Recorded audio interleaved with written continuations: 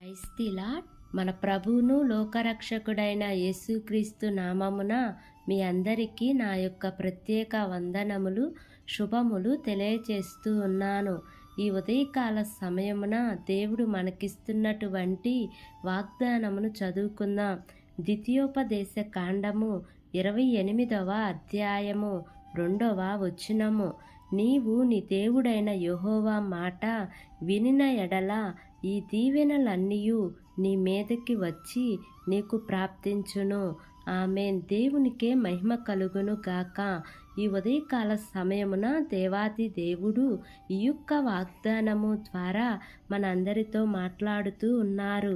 ఈ యొక్క వాక్యమును మనం జ్ఞాపకం చేసుకుంటే, నీవు నీ దేవుడైన యెహోవా మాట వినిన ఎడల ఈ దీవెనలన్నీయు నీ మీదకి వచ్చి నీకు ప్రాప్తించును అని దేవుడు మాట్లాడుతూ ఉన్నారు. ఈ దీవెనలన్నీ మన మీదకి వచ్చి ప్రాప్తించాలి అంటే మనం ఏం చేయాలంటే, మొదటిగా ఆయన యొక్క మాటను శ్రద్ధగా వినాలి. ఆయన ఆజ్ఞలన్నిటినీ అనుసరించి నడుచుకోవాలి.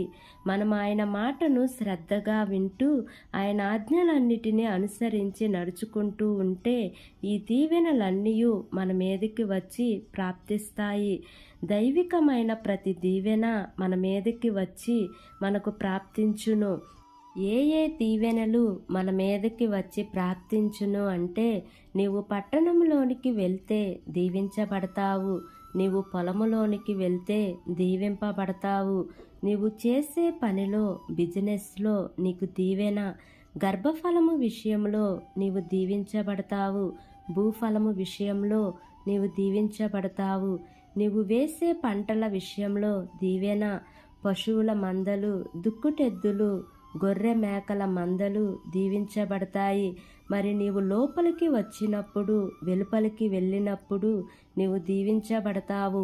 మనం ఇంటిలోనికి రాగానే ఎంత టెన్షన్తో ఉన్నా కానీ ఒక ప్రశాంతత, ఒక ఆనందము, సంతోషము, ఒక విధమైన మంచి వార్త, మంచి పరిస్థితులు, అలా ప్రతి ఇంట్లో దేవుడు దీవింప చేస్తాను అని వాగ్దానం చేస్తూ ఉన్నారు.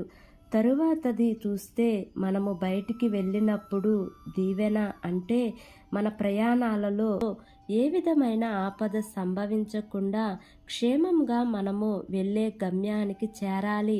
అక్కడికి మనము ఏ పని మీద వెళ్ళామో ఆ పనిలో మనకు జయము రావాలి. ఆ పనిలో మనము సఫలత పొందుకుని సంతోషముతో సకాలంలో మరలా క్షేమముగా ఇంటికి రావాలి. 8వ వచనం చూస్తే, నీ కొట్లలో నీవు చేయు ప్రయత్నాలలో నీవు దీవెన పొందుకుంటావు. ఇలా దీవెన కలుగునట్టు యెహోవా దేవుడు ఆజ్ఞాపిస్తూ ఉన్నారు. 12వ వచనంలో చూస్తే, ఏ కాలంలో ఏ వర్షము కురవాలో ఆయన కురిపిస్తాను అని అంటున్నారు. అలా జరగటానికి ఆకాశం నుంచి మంచి ధననిధిని ఆయన తెరుస్తానని అంటున్నారు.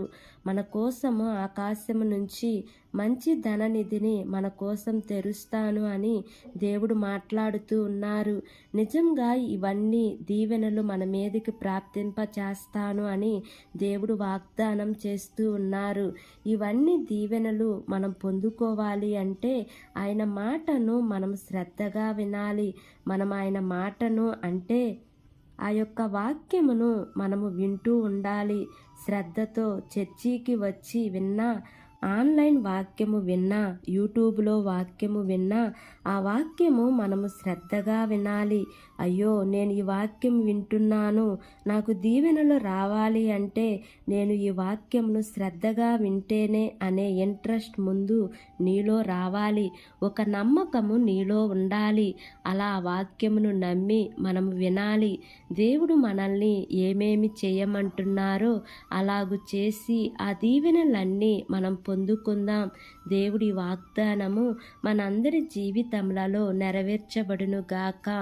ఆమేన్. ప్రార్థన చేసుకుందాం. ప్రేమ కలిగిన యేసయ్య, కృప కలిగిన దేవా, నీకు వందనాలు తండ్రి. నీకు స్తోత్రములు ప్రభువా. ఇంతవరకు నీ కృపలో మమ్మల్ని కాచి కాపాడిన విధానాన్ని బట్టి నీకు వందనాలు తండ్రి. ఈ ఉదయకాల సమయమున మీరు మాకిచ్చినటువంటి ఇట్టి వాగ్దానాన్ని బట్టి నీకు వందనాలు ప్రభువా.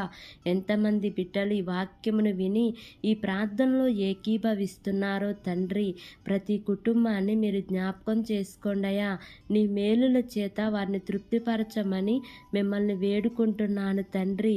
అయా, ఈ వాక్యమును వింటున్న వారందరి కుటుంబాలలో ఈ దీవెనలన్నీ ఉండులాగున దయచేయమని మిమ్మల్ని వేడుకుంటున్నానయ్యా.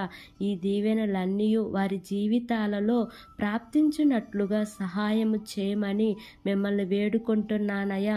మా దేశమును, దేశ ప్రజలను జ్ఞాపకం చేసుకోండి తండ్రి. దేశమును పరిపాలిస్తున్న ప్రతి అధికారుల కుటుంబాలను జ్ఞాపకం చేసుకోండియా. వారికి మంచి ఆరోగ్యమును దయచేయండి దేవా. వారు ఏ పని చేసినను సఫలతను మీరు వారికి అనుగ్రహించండి ప్రభువా. వారి ప్రయాణాల్లో క్షేమాన్ని ఇవ్వండి తండ్రి. ఈ దినము నూతనముగా ప్రారంభిస్తున్న ప్రతి కార్యక్రమంలో యేసయ్య మీరు ముందుండి నడిపించమని, నా యొక్క ప్రార్థన ఆలకించి అంగీకరించమని నజరేయుడైన యేసు అతి పరిశుద్ధ నామమున అడిగి వేడుకొని పొంది ఉన్నాము తండ్రి. Amen, amen, amen. Praise the Lord. God bless you all.